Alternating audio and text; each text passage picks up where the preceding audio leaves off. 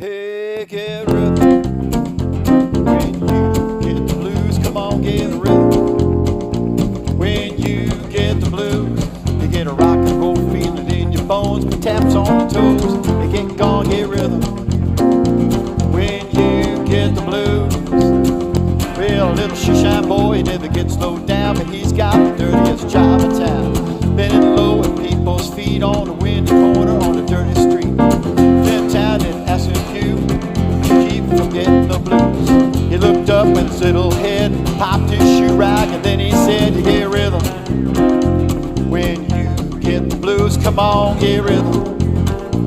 When you get the blues, a jumping rhythm makes you feel so fine. Take all your troubles from your weary mind. Get rhythm.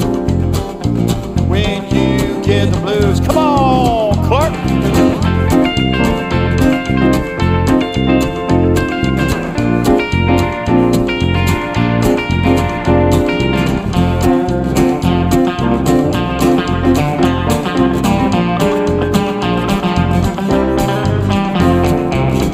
Hey, get rhythm.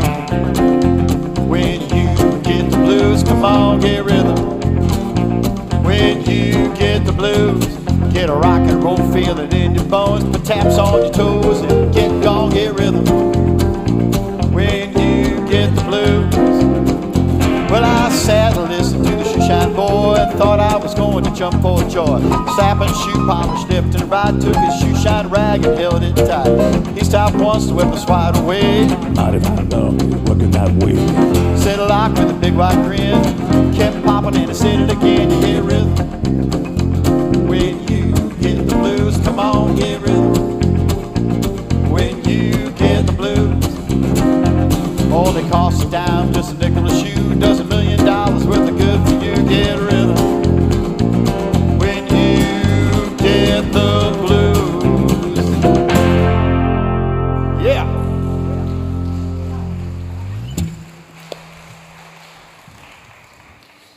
Well, this morning we are continuing our series. We've been finishing up our series, In Tune. What does it mean to get in tune with God?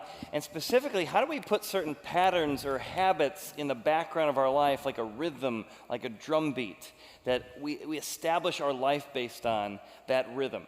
And I am the perfect person not to talk about that because I'm like Steve Martin from The Jerk. You know, I just can't quite ever hit the beat, as the team tells me. So I thought we'd ask somebody who knows something about rhythm. And if you've never seen Kenny write a song in real time, Kenny tells me I'm in for a real treat, so that's always a scary thing. But Kenny's going to show us how he can become... I haven't heard whatever's coming, so it's a little scary. But tell us a little bit about when you're a band member, how do you keep rhythm?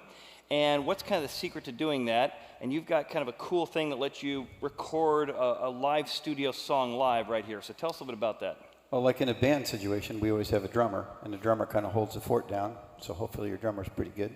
Mm-hmm. And the first 20 of 40 years of playing out in my career was always in a band. Okay. So always had that locked-in tempo, and when I started playing solo about 20 years ago, I thought I was playing fine, and didn't have that rhythm, but I thought, oh, I'm doing great. And then Todd, our audio guy, had a studio back in the day, and he would call me up to do sessions for people making an album. And I'd get in there, and there'd be a click track, and I'm like, And you'd be too fast or too slow or not staying on. I would think I was locking in, and he's going, you need to listen to that again. I'm like, I'm way out, had no time. So I heard about looping, and looping gave me the ability to record stuff as I play it, anything that goes through my guitar, or hey, hey, hey, anything that can go through my guitar, I could record and make a digital loop. So you can actually record something, it keeps playing, and then you keep stacking on top of it. That's what Sure. looping means. All right, so show us what that looks like. Like I could just do a beat.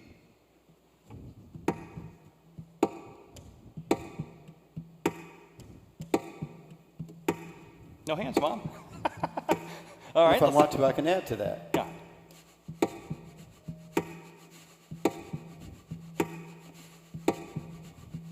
Pretty cool. Yeah. And then if I wanted to, I could play a little chord progression.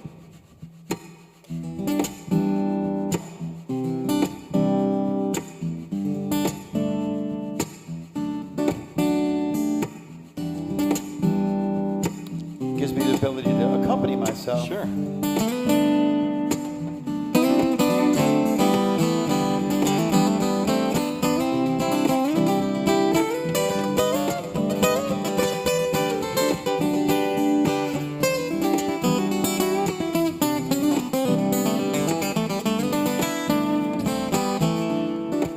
right, so dare I ask, are you going to write a song for us? Well, yeah, and the cool thing is I always have the ability to stay on time because that's locked. I'm following its tempo. Mm-hmm. So I could make up a little song if you like. I don't know if I like it or not. I don't know why you're so nervous. Something like this. Chad's cool. Chad's so cool. Chad's cool.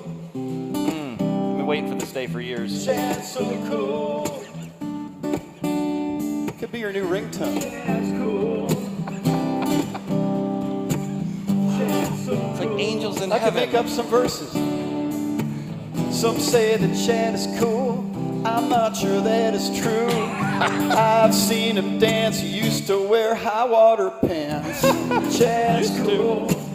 Oh no, he's not. Chad's cool. He claps on 1 and 3 instead of 2 and 4. Loves watching AGT. Weird Al's his favorite music star. Chad's cool. It's true. No, he's not. Chad's cool. Oh, I forgot that. Chad's cool.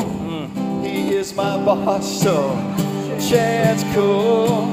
That's all I've got, so Chad's so cool. Oh, don't clap for this. Don't encourage that.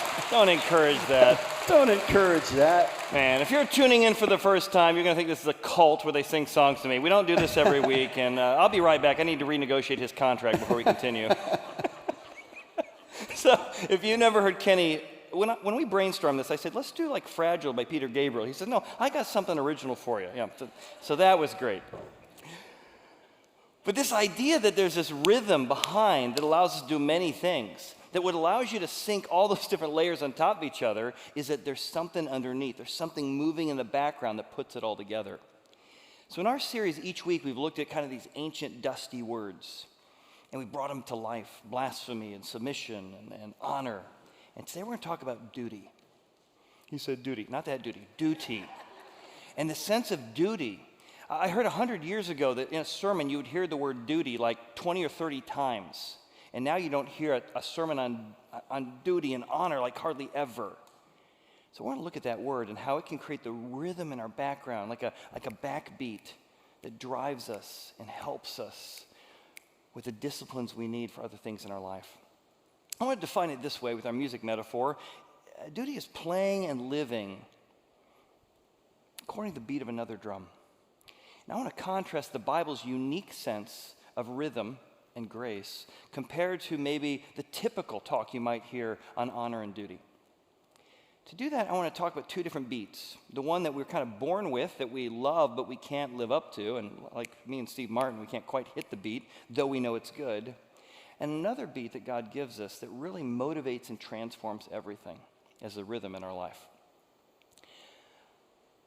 The first beat is the kind of the idea that you need to do what you should. The do what you should beat. And this is something built into all is that we know how we should act, right? We know the golden rule. We know what other people should or should not do. We know what we should or should not do. But the problem is we can't live up to our own standards, our own definitions of what it means to do our duty and to do the right thing. And I don't think anyone knew this better than C.S. Lewis. C.S. Lewis was a scholar at Oxford, an atheist. He loved ancient stories. He wasn't a believer in God, Jesus, or the Bible. But he met J.R. Tolkien, and they became best friends. And they loved writing stories and telling stories and reading ancient literature. J.R. Tolkien was a believer in God, the Bible, and Jesus. And he began to describe to C.S. Lewis that there is fundamental truths deep underneath the human soul that could be discovered. And it pointed us to our need to someone to forgive us and someone to lead us. And C.S. Lewis, over years of friendship, began to think about this and began to wrestle with this. And he eventually became a follower of Jesus and a follower of God. He began to write literature like the Chronicles of Narnia or Silent Planet or The Great Divorce, philosophy and literature. And even if you read the Narnia series, he talks about the deeper magic. And the deeper magic was the metaphor he gave for this underneath your behavior kind of sense that there's something we should do.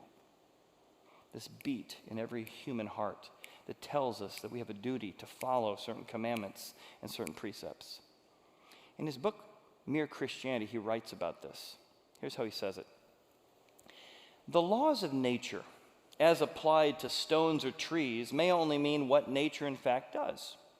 But if you turn to the law of human nature, the law of decent behavior, it's a different matter. That law certainly does not mean what human beings in fact do. None of them obey it completely. The law of gravity tells you that stones do what stones do if you drop them, but the law of human nature tells you what human beings ought to do but do not. What he's saying is, gravity, scientifically, you drop something in the Earth's atmosphere, it'll fall. When you talk about the duty or the moral behavior of what a human ought to do, you say humans ought to be kind. Everybody would say, yeah, humans ought to be kind. Then you say, well, are humans kind? Well, not most of the time. Humans ought to be generous. Are they generous? Well, they're generous to themselves. Do they give everybody else the benefit of the doubt the way they give it to themselves? Well, no. I know that people shouldn't gossip. I don't like when people gossip. People should not gossip. That's a good thing. You should do your duty and not gossip, because I don't like when people gossip about me or my family. And the next thing you find yourself is gossiping about somebody else. You don't do the very thing you know you should do. So how do we solve this thing? Well, the book of Romans discusses this problem, that we know what we ought to do or what we should do, but we also know that we're incapable of doing it. So the law or the duty that tells us to do it is good, but it brings out our inability to actually accomplish it. Here's what it says in Romans. It says, moreover, the law entered, the golden rule, the 10 commandments, whatever you want to put the law in there. It entered, but the problem is the more you find out what you should do, the more the offense abounds, the more you realize I'm incapable of meeting it. And this is kind of a famous phrase. He says, for what I am doing, I do not understand. For what I want to do, or what I will to do, what I promise to do, I don't practice that thing. And what I hate, I promise not to do. I know it's wrong. I ought not. That I do. If then I do what I will not to do, I agree that the law is good, which is kind of his real wordy way of saying, I know the right thing to do, but every time I try and do it, I'm equally capable of breaking it as I am to keeping it. So how do we solve this? Do we just solve it by trying harder to do our duty? Or is there another beat besides the I do what I ought behind our life that could motivate us differently? Well, I want to suggest there's another beat, another sense of duty or honor that can drive us. It's the duty of grace. It's do as was done for me beat. When you realize that the law has been accomplished for you, that the law is good, you should be doing those things, and you don't meet those things, and somebody forgave you despite that fact, someone lived the life you should have lived, Jesus, and he gives you or credits to you his account, it changes what happens inside you. It's going to take me a little bit to develop that. To start, I'm going to give you kind of an obscure idea from the book of Philippians, and we'll kind of develop this. Paul's writing a letter to a group of people living in Philippi, and as he's talking to them, he says, Paul and Timothy, we are bondservants of Jesus Christ. And then he says to all these normal people living in Philippi, to the saints living in Philippi. He says, you're capable of being a saint in this lifehood, not based on what you do for God, but based on what he did for you. And when you understand you're a saint, you become a bondservant. And this is a really weird word. So let me explain a bondservant for a second. A bondservant in the Greek-Roman world was someone who was enslaved. But I think for many of us, when we think of someone enslaved, we think of maybe a prisoner, someone who's in jail. And let's see, let's draw him like this, like this. Put the striped hat on, put his little outfit, striped, of course he's a prisoner, hand, leg. And we think of like somebody in slavery, somebody who's enslaved, or they're shackled to maybe a big ball and chain, all right? And they were sold into slavery and things like that. And that's the metaphor we think of. But he's using the metaphor. He says, Paul, Timothy, and I are bondservants. We are slaves to Jesus. Like, well, Chad, this doesn't sound very great. Why would I want that? Well, it's not the metaphor of somebody who was, had a ball and chain on them. It was more the metaphor of an indentured servant. So the idea he's getting at here is a little bit different than what our culture thinks of when we think of slavery. They were actually indentured servants who owed a certain amount of money, and they couldn't pay it. So they sold themselves into 7 years, 10 years to pay off their debt. And so they worked at it. They know they should pay off their debt. They know they need to pay off their debt, but they couldn't pay off their debt.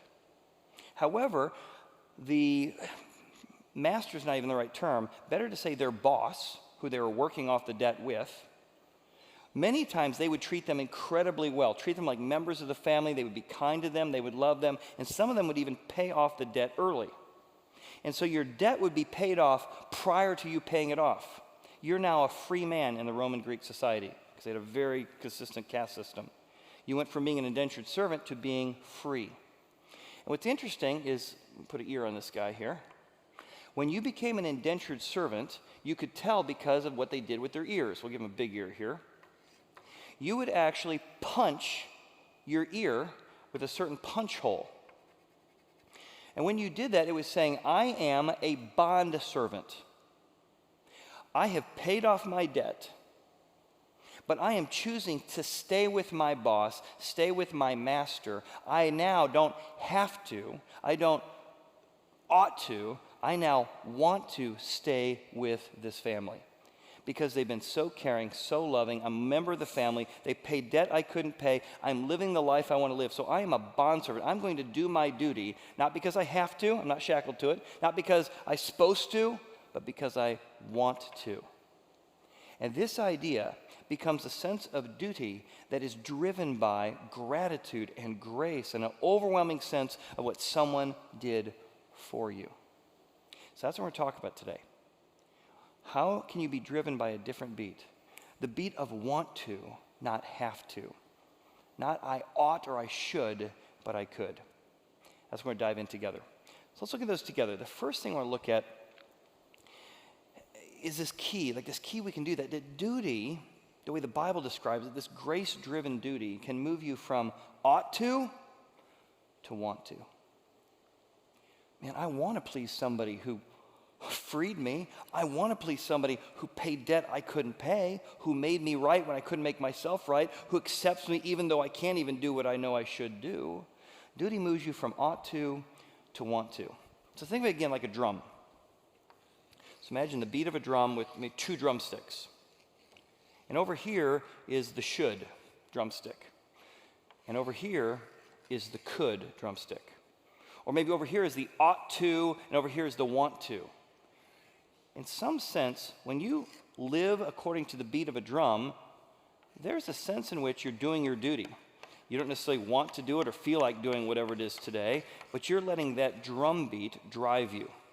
And often in movies, you'll see in military strategizing, you'll see the army using a drum to communicate, because it was very loud and it could be used to communicate. There's not a lot of evidence that maybe the Greeks and Romans used that, or certainly not the Romans, but all through history, the drums have been used to kind of drive commands and drive you forward. I want to suggest that C.S. Lewis discovered that all of us are driven by the should, but the problem is you never want to. You just always live under either pride and arrogance, I did everything I should, and you get arrogant, or fear and shame, I didn't do everything I should. So what the Bible's offering is a chance to move from the should to the could, from the ought to the want to. Now, how does he do that, or how does it offer that? Well, here's what it says in the Scriptures.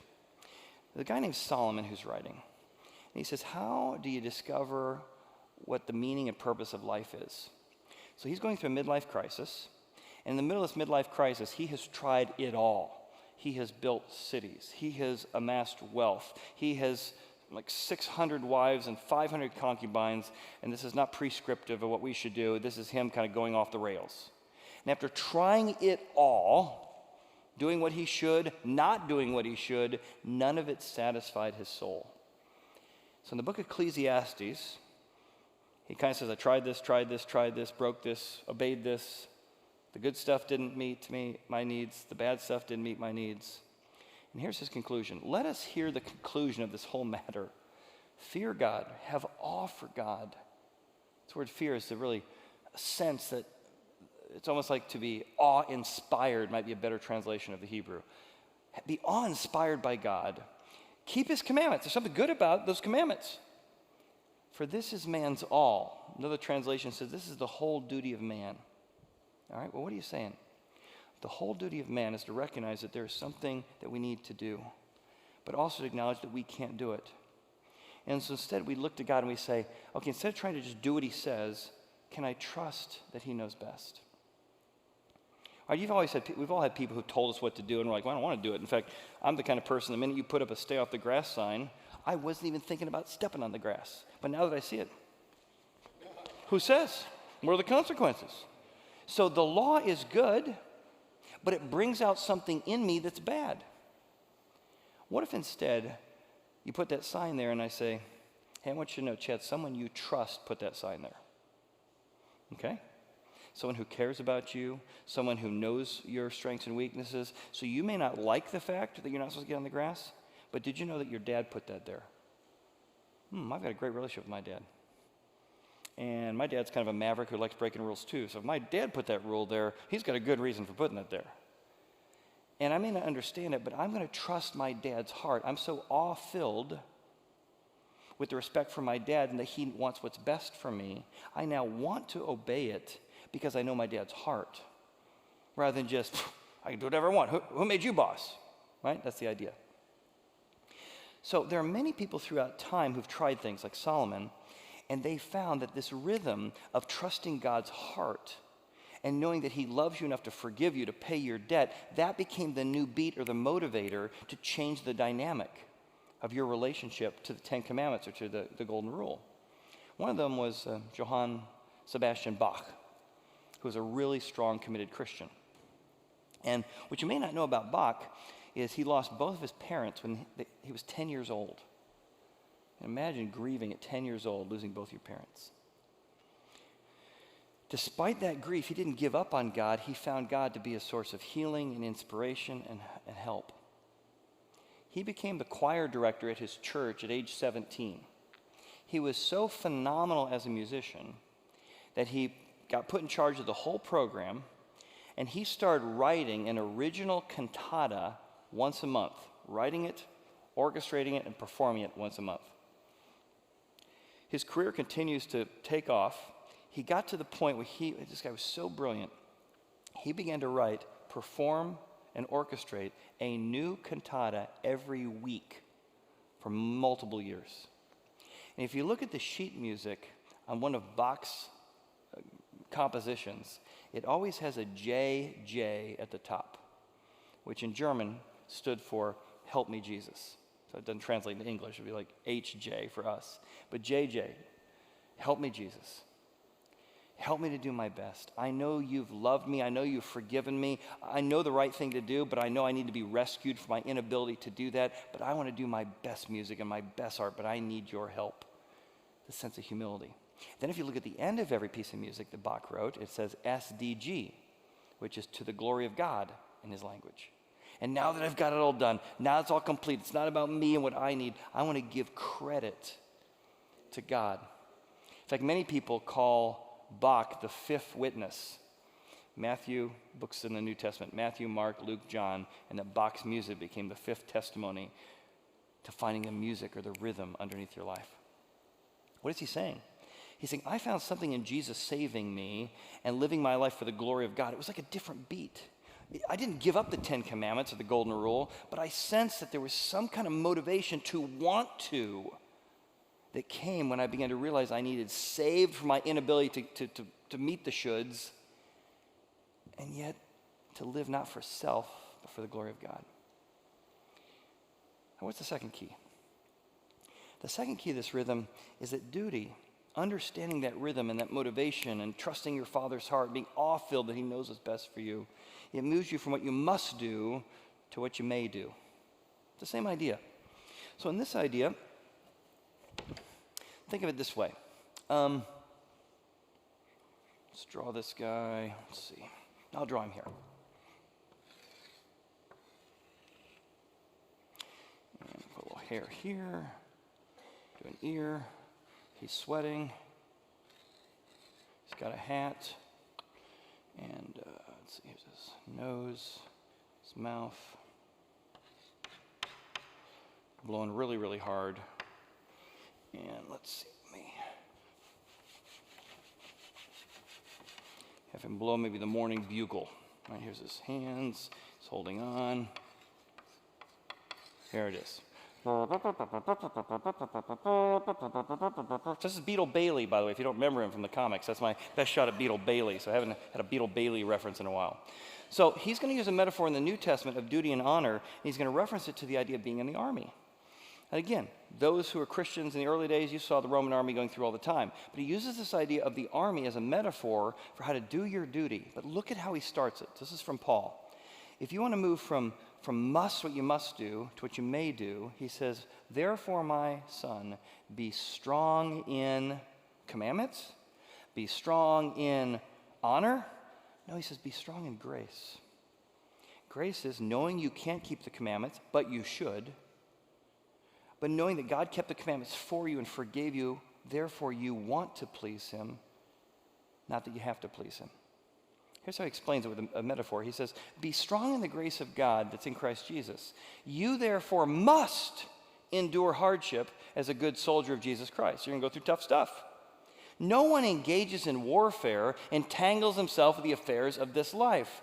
Why? That he may please the one who enlisted him as soldier. So if you realize what God did for you, he enlisted you into grace. He forgave you. He gave you riches. He's given you eternal life. When you realize he's enlisted you into this brand new life of purpose, you say, you know what? I want to please somebody who is so generous to me. I want to please somebody who paid my debt. I want to please somebody who's forgiven me. And therefore, what does a person who's engaged in the army do? Right? You no longer entangle yourself in civilian matters because your duty and honor is to be part of this life. When you realize you want to please God, you see temptation and things. You say, you know what? I don't want to engage in those things because those things are not what I'm called to. I trust my enlister not to put me in charge of that, not to get entangled in that. So you move from must, what I must do and I have to do, I may do it. I want to do it. I chose to enlist in the army. I chose to have this life. I know it's going to come with sacrifices. I know it's going to come with challenges, but I believe the one who enlisted me has the best life for me. And this military idea is where we often think of when we think of the concept of duty.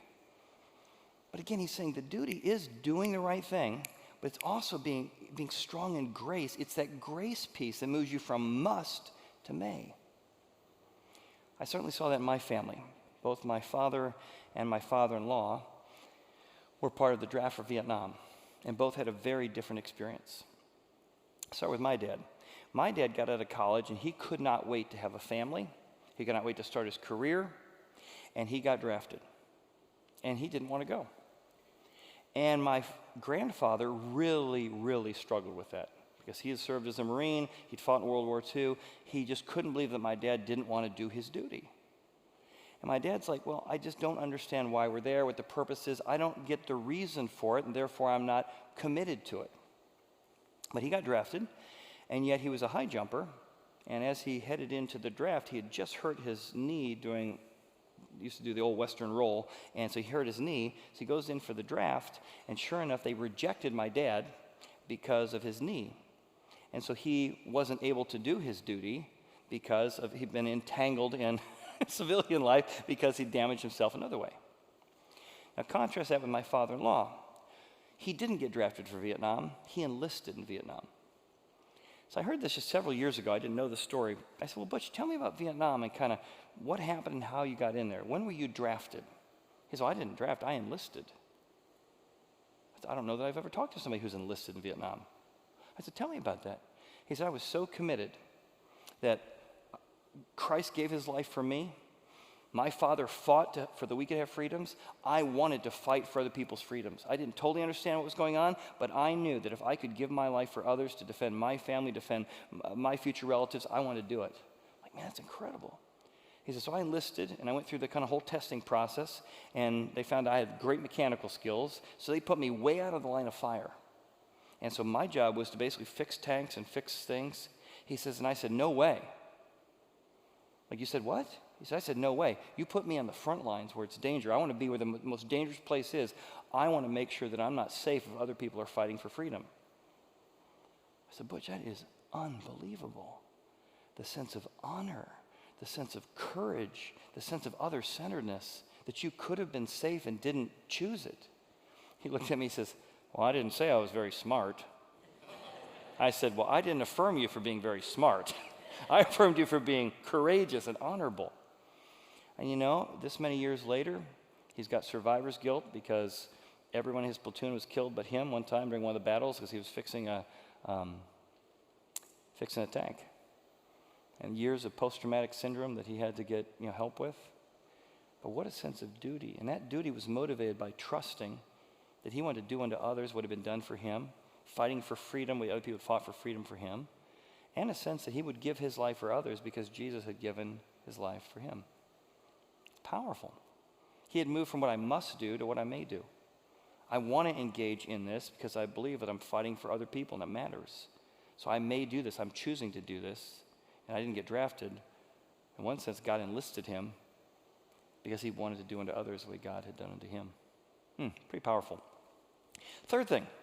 So we move from this idea of the should to the could, and this metaphor of kind of the enlisting in the army, the kind of call of.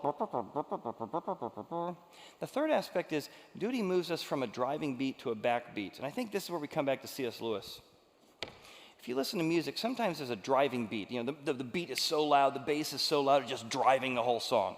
And that's what happens when shoulds become part of your life. You should, but I can't. I always say, you should all over yourself, right? You should do this, and you do this to your spouse, you do this to your kids. You should do this, but I don't want to do this. Well, you should. Well, I don't want to. Well, you should. Well, I tried and it didn't. And so you say, well, I should do this, and I didn't. And so then you just should. And eventually you either get proud and arrogant because you did everything you should, or you get shame and you give up because you're like, well, why bother? What grace allows you to do is to take this driving beat that drives you to do things that you can't accomplish, and it moves it to a backbeat. Because Christ accomplished it for you, it's still important. It's still a rhythm that sets your patterns in life, but you also know in some sense you can't keep the law. He kept it for you. So it takes away the requirements of the law that you have to, and now you can want to. Hey, I messed up again. Thank you for forgiving me already for that. I want to please you because I trust your heart. And duty moves this driving beat to a backbeat. It's in the background. It's important, but it's no longer the driver. Think of it like a metronome as we started the service today. We need something to set the tone for our life. And the Bible calls these spiritual disciplines. These are these spiritual habits. Habits of prayer. And it's not like the days you don't pray, oh, I'm a terrible Christian, oh, I'm a terrible person. And the days you do pray, oh, wow, I'm a great person. That's not what spiritual disciplines are. It's the duty of putting these rhythms in place. I put myself in a place I can hear from God. You're going to see me not be able to keep time here. And then Kenny's going to write a song about me. Prayer, it's putting yourself in a place that you can reconnect with God. It's financial giving, putting yourself in a place where you're demonstrating the grace of God. It's simplicity, not always wanting more. There's these spiritual habits over time that create a rhythm in your life. Not because God loves you more when you do the right thing or loves you less when you do less of it. It's more like, God, I want to put myself in a place that I can hear the rhythms from you.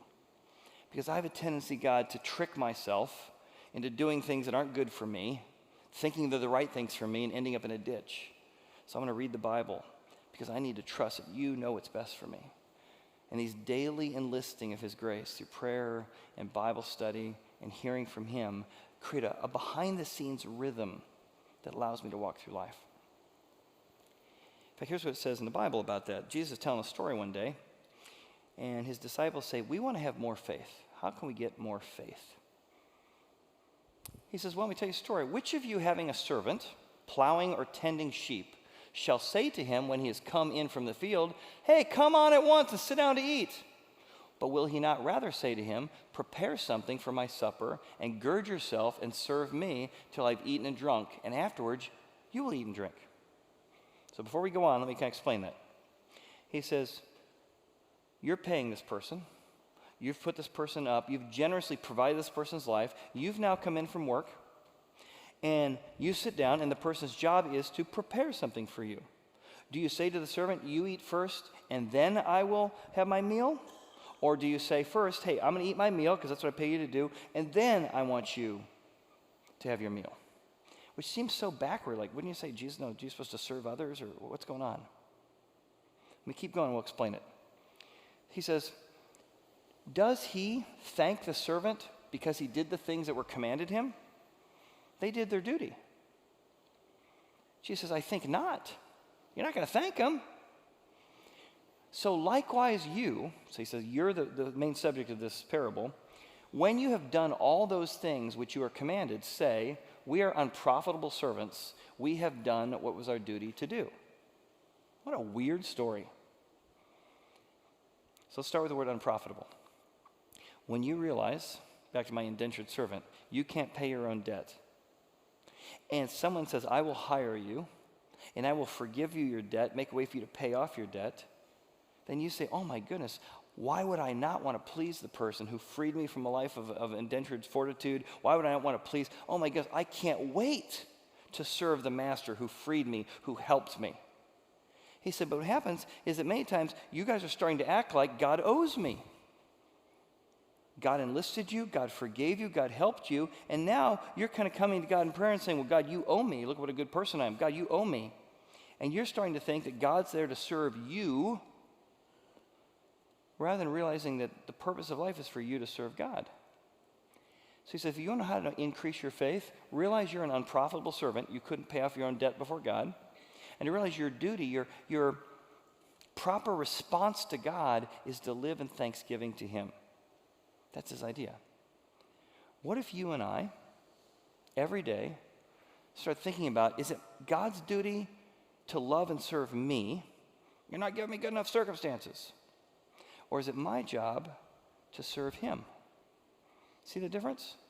There's both a beat. One's a driving beat. God, you ought to do what you want to do, and if you don't, then you're not the right God.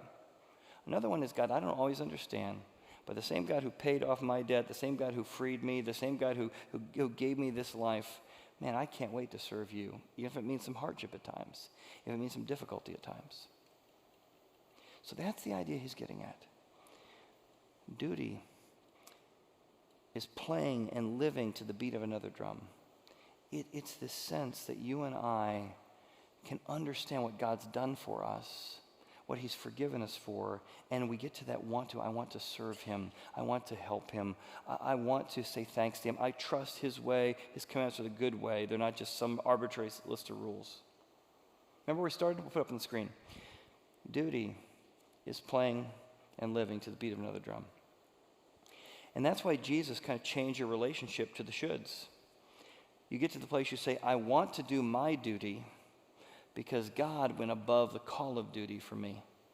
If he was willing to die for me and everything I did wrong, man, I don't always like what he's asked me to do, but I trust him. He took a bullet for me. And if anyone would send their only son to die on a cross for me, I don't fully understand why that sign is there or why that sign is there, but I trust somebody who would do that for me. So here's my encouragement to you. Every day, re-enlist yourself. Re-enlist yourself daily in performing your duties for God by reflecting daily on how God performed his duty for you. You might say, well, I'm not sure I believe Jesus did anything or God came to earth. Well, maybe it's time to check in the Bible. Re-enlist yourself daily. I want to read the Bible and figure out what God says he did for me. And you're going to look into that. And just kind of explore. Did God really go above the call of duty? Like it says in the Bible? Is that really true? Others of us, it's going to be real practical. You know God forgave you, but you don't want to forgive others. And enlisting yourself daily saying, the right thing to do is to forgive my enemies, forgive people who've hurt me, but I don't want to.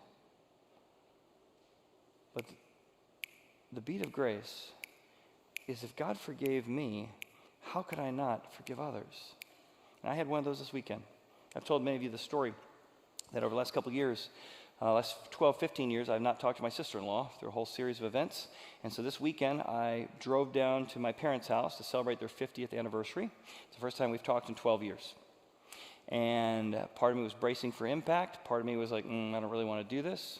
But on behalf of my parents, I wanted to be there, and I had reconciled with my brother 5 or 6 years ago. So I could do my duty to forgive. That was not enough motivation. Maybe it is for you. But you know, when I realized that God forgave me of far less than whatever it is that happened 12 years ago, how could I not be open to repair? How could I not be open to forgive? Because whatever I forgive or whatever grace I extend is going to be nothing compared to the grace God extends for me. And so we had a great weekend. And for the first time in 12 years, my parents, we took them out to dinner. It was just the original 5. My brother, who I hadn't talked to for 5 years, and we reconciled. My sister, who we've been fine, and myself and my parents. And we just sat around the table at our 50th, at their 50th, and we just told stories, thanking them for 50 years of marriage, modeling humility, doing their duty to stay with each other during good times and bad, and allowing the grace of God through Jesus to motivate them. And it was such a sweet, sweet time.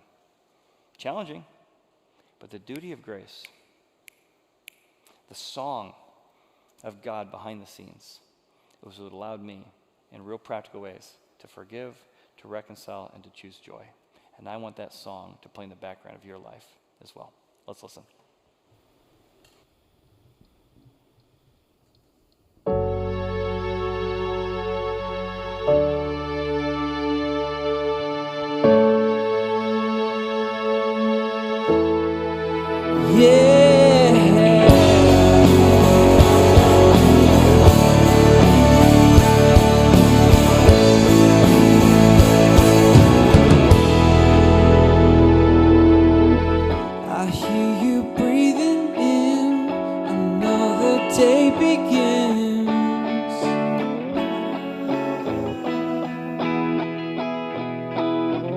Stars are falling out, my dreams are fading now, they're fading out. I've been keeping my eyes wide open, I've been keeping my eyes wide open. Oh, your love is a symphony all around me, running through me.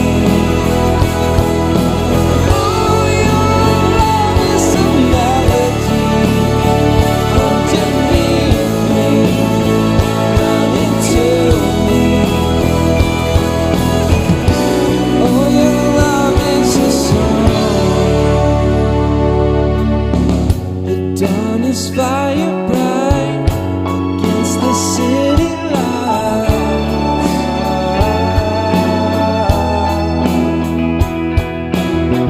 The clouds are glowing now, the moon is blacking out. It's blacking out. I've been keeping my mind wide open, I've been keeping my mind wide open. Yeah. Oh, your love is a symphony all around me, running through me. Oh, your love is a melody underneath